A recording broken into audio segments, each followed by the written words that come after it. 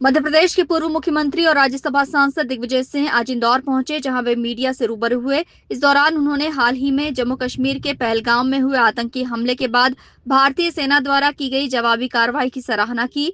लेकिन अचानक से हुए सीज फायर को लेकर केंद्र सरकार और प्रधानमंत्री नरेंद्र मोदी पर तीखे सवाल भी उठाए। वहीं उन्होंने प्रदेश के मंत्री विजय शाह को संघी बताते हुए उनके बयान को संघ की विचारधारा के मुताबिक जातियों को बांटने वाला बताया है।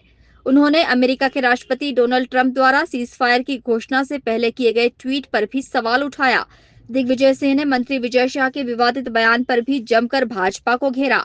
इसके अलावा दिग्विजय सिंह ने इंदौर के राजेंद्र नगर में प्रस्तावित आरओबी का नाम महाराज मल्हार राव होलकर के नाम पर रखने की मांग की और कहा कि ये ऐतिहासिक सम्मान उनके योगदान को सच्ची श्रद्धांजलि होगी। पाकिस्तान से हमारा युद्ध हुआ है, कभी भी हमने बाहर की ताकतों को पंचायत करने का, बीच में बातचीत करने के लिए हमने किसी को मंजूरी नहीं दी। आज मैं समझता हूं कि आश्चर्य की बात है कि 4 दिन से युद्ध चला हुआ है। हमारे कई सैनिक और जो सैनिक नहीं है, आम लोग हैं, वो मारे गए। आतंकवादी उस पहलगाम की घटना में 26 हमारे लोग मारे गए। उसमें एक मुसलमान भी था जो कि वहाँ के हिंदू पर्यटकों को बचाने में उसने भी शहादत दी। और पहली बार इस देश में हमें आतंकवाद के खिलाफ एकता नजर आई। कश्मीर के मुसलमान सड़कों पर आ गए भारत का झंडा लिए कि हम लोग भारत के नागरिक हैं और हम इस आतंकवादी गतिविधियों का विरोध करते हैं। पूरा विपक्ष एक साथ खड़ा हो गया सरकार के साथ कि हमारे वैचारिक मतभेद हो सकते हैं, लेकिन जब आतंकवाद की लड़ाई लड़ रहे हैं तो हम आपके साथ हैं, आपको पूरा अधिकार देते हैं कि आप सख्ती से कार्रवाई करें। लेकिन जिस तरह से सीज फायर हुआ, ये कल्पना से परे है। मोदी जी ने ये कहा है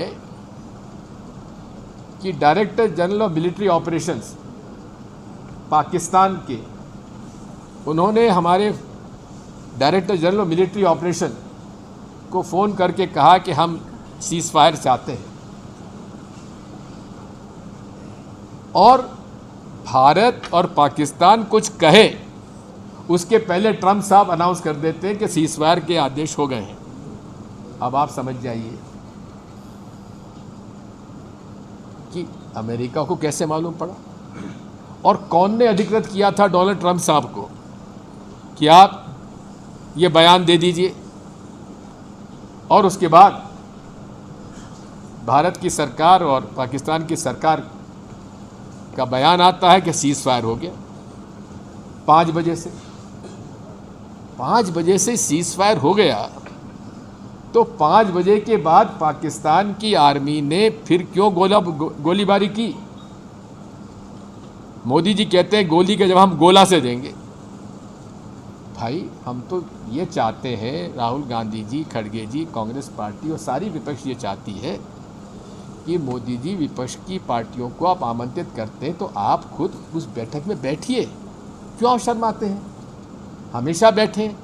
जब भी विपक्ष की बैठकें होती थी, जब भी बुलाया जाता था, चाइना एग्रेशन में, चीन के युद्ध में अटल जी के साथ 3 विपक्ष के लोग, उस समय तो अटल जी का पहला टर्म था,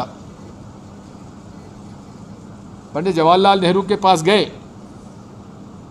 और कहा कि आप सदन की बैठक बुलाइए। सदन की बैठक बुलाई गई, चर्चा की गई, खुलकर चर्चा हुई। और हर समय जब भी देश पर संकट आया है, प्रधानमंत्री जी ने, कोई भी प्रधानमंत्री हो, उन्होंने विपक्ष के नेताओं से को अवगत कराया है। गुप्त रूप से मीटिंग होती है क्योंकि ये सार्वजनिक नहीं की जा सकती, और उसमें उनको सारी जानकारी देकर उनकी आम सहमति बनती थी। ये स्वाभाविक है। लेकिन क्या कारण है कि मोदी जी विपक्ष के नेताओं के साथ बैठक लेने से घबराते क्यों हैं, शर्माते क्यों हैं? आइए, सामना करिए, बैठिए। हम आपके खिलाफ नहीं हैं, हम भारत के खिलाफ नहीं हैं, हम आतंकवाद के खिलाफ हैं। सामूहिक तौर पर आप सबके साथ मिलकर आतंकवाद को समाप्त करना चाहते हैं, पाकिस्तान की आतंकवादी गतिविधियों को समाप्त करना चाहते हैं। फिर आप संसद की बैठक बुलाने से क्यों डरते हैं? आप विपक्ष की बैठकों में क्यों उपस्थित नहीं होते? क्या कारण है? साथियों, आज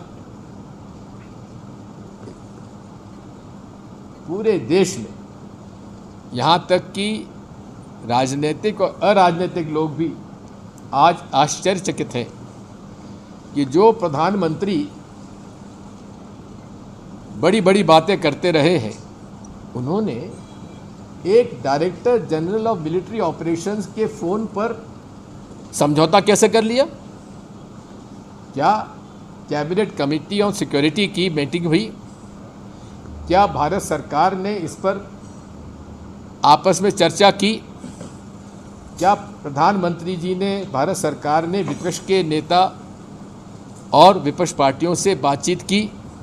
आपने अपने आप निर्णय कैसे ले लिया और क्या शर्तों पर निर्णय किया? जो अनेक आतंकवादी, जिनको कि यूनाइटेड नेशंस ने घोषित किया जो आतंकवादी, वो पाकिस्तान में खुलेआम शरण पा रहे हैं, उन पर आपने कंडीशन क्यों नहीं रखी कि उसको आप दीजिए तो हमको सौंपिए? कंडीशन रखना चाहिए, सशर्त समझौता करना चाहिए था। बिना शर्त के समझौता कर लिया गया, हमें इसकी आपत्ति है। इसलिए हम एक तरफ तो संकट की घड़ी में कांग्रेस पार्टी और सारी विपक्ष, पूरा देश आज भारत सरकार के साथ, भारत सेना के साथ खड़ा हुआ है। लेकिन हम लोगों को इस बात पर निराशा है कि प्रधानमंत्री जी विश्वास में हमको क्यों नहीं लेते। हम लोग तो दिल खोलकर समर्थन आपको दे रहे हैं, उसके बाद भेदभाव क्यों कर रहे हैं? ये सारी बातें हैं। इसके अलावा दिग्विजय सिंह ने और भी कई मुद्दों पर बेबाकी से अपनी बात मीडिया के सामने रखी है। Bureau report, INN news, Indore.